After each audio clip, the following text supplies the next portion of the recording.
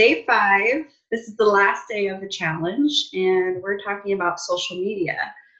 Um, it's a love-hate relationship for me. I know some people enjoy it a lot more, uh, but you have to do it, right? Right, Veronica? You got to do it. I do think it's undeniable. Social media is not going anywhere, whether it's, a new platform coming out or just that Instagram or Facebook have new, features and things that you can do with your business. So yeah, I agree. It's not going anywhere. So the question becomes, how can you make the time that you spend organizing your social media, how can you make that work for you? How can that be, worth your time, and how can you see some traffic from that and some results? Otherwise, it feels like you're spinning your wheels. So we've talked about a social media strategy, or that you're trying to work this into your visibility. So some of the previous days in the challenge, we talked about having, your profile page really ironed out, having that logo or a really nice headshot, having your, about page and your website in your bio, like really just giving people great information when they're finding you on Instagram and you stand out. Don't miss the boat on them being able to go to your website, learn about what you do, easily contact you, easily find your information, and easily decide that they want to work with you. And social media can be so huge for not only just sharing pretty images, right? But if you have something that you're really wanting to promote, so if you have like a really great promotion that you're doing, or a special that you're running, or that you just have a date available, you can use social media and you can create ads and different strategies to be able to get those promotions really in the right, or in front of the right people. Yeah, so strategy is huge. Yeah, I think that's the biggest takeaway, is having a goal set and then using social media for that. You don't need to just go willy-nilly with it and just start posting random things. You need to be intentional about what you're posting and have a goal set in mind with always a call to action. Yes, we love call to actions over here. But a little bit ago, we were talking about, Valerie and I were talking about different programs you can use to organize your social media strategy, whether that's Later or Planoly or something. I can't even say it right. And then there's Hootsuite. There's a few other, Tailwind. There's a few others that you can use, and to try to organize how you want to post and kind of put together like a whole stream of content, and then be able to be more intentional about it. For a while, I was, as far as Instagram was going, I was posting 3 from each wedding that I was doing, so that it was sort of cohesive across the grid, as you will. Well, that's a good idea. But then it was hard to pick 3, and I'm like, well, what if I want to share more than 3, or or if we only got one sneak peek from the photographer until the gallery was ready, it was like, dang. More. Yeah, more. So you can try different things. You don't have to commit to it. You can try it, enough, but just sort of phase in and out. I will say probably one of the biggest things that affected our Instagram following, I feel, for 530 Bride, was not posting any images that weren't taken by a professional photographer, that weren't, really high res, clear, and that were professionally taken at a wedding or event that was really worth sharing. At first, when we first started going with Instagram, it was so cool to be able to just instantly post pictures while we're setting up a wedding, or we just sent someone down the aisle or whatever it was. And once the wedding was going later in the night, we'd be like, yay, we post a picture. And then sort of as you go through, you look back across your Instagram feed, and it's not as sharp. It doesn't look as professional. So that's, I think, the benefit of using stories instead of posting it on your actual feed. So if you're not utilizing the story feature on Instagram or Facebook, that might be a good avenue for you if you want to try to do lives or post real-time pictures. Yeah, that would be a great way to use Instagram stories at a wedding and kind of tell the whole story, right? That's what they're there for, to show them setting up, the bride walking down the aisle, and then the reception, and then the send-off. It would be a fun little Instagram story. Yeah. So you can definitely tie in your content with, as we talked about yesterday, with your blog posts. You can incorporate that. You could just kind of sprinkle those throughout. So you could share like 3 wedding images and then a blog post, or 2 wedding images and a blog post, or you can do only all your like professional images throughout your feed, and then share in your story that you just posted a blog post, so you can still kind of get those graphics out there and direct people back to your website. But as we're talking about making this more streamlined, so you're not spending so much time, definitely try out different programs and really look at your hashtags so that you're reaching as many people as you can that are following that hashtag.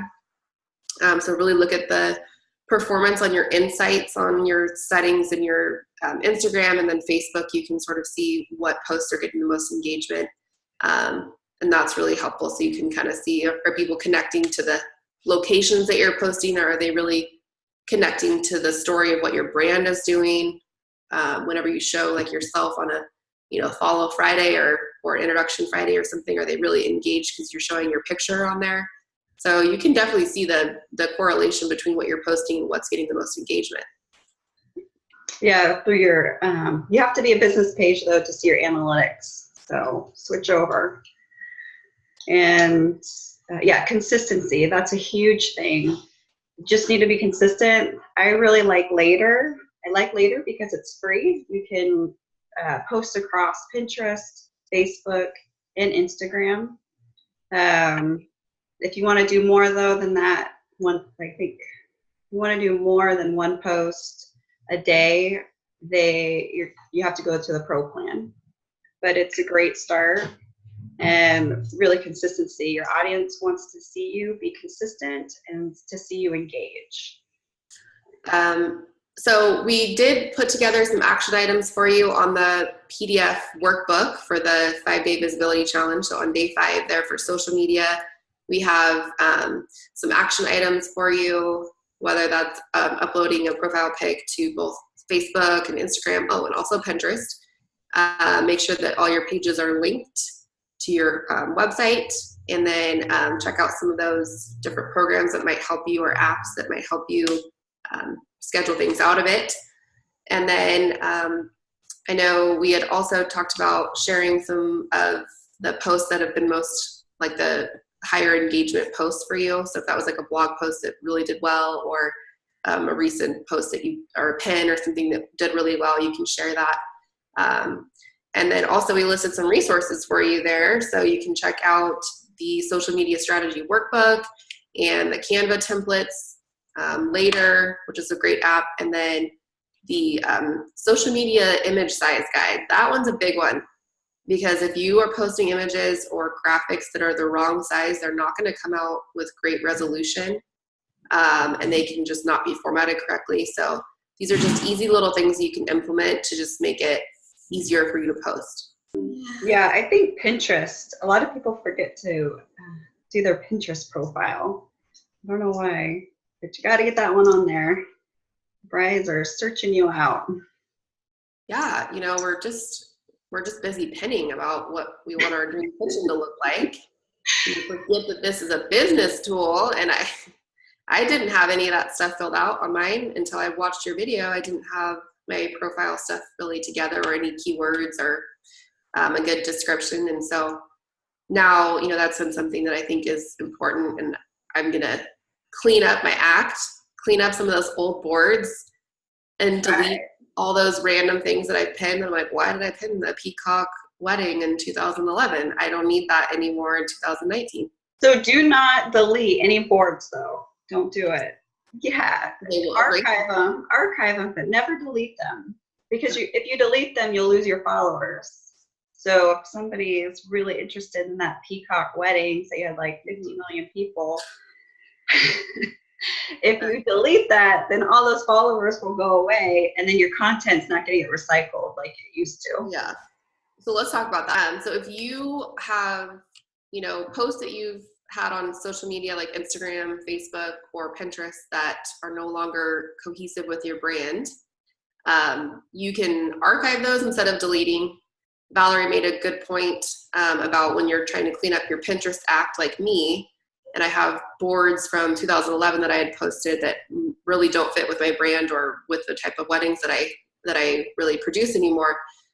Instead of deleting those and losing all the traffic and followers and pins, you could archive those. So that's something you could do if you were going to go back and clean up your act like I need to desperately.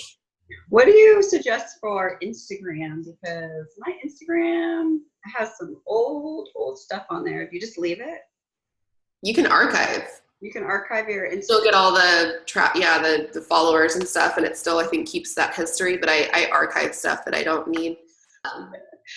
So check out hashtags, research your area, see what hashtags are doing well, and see which hashtags would make sense for you to choose that don't have a really crazy high competition for that to show up.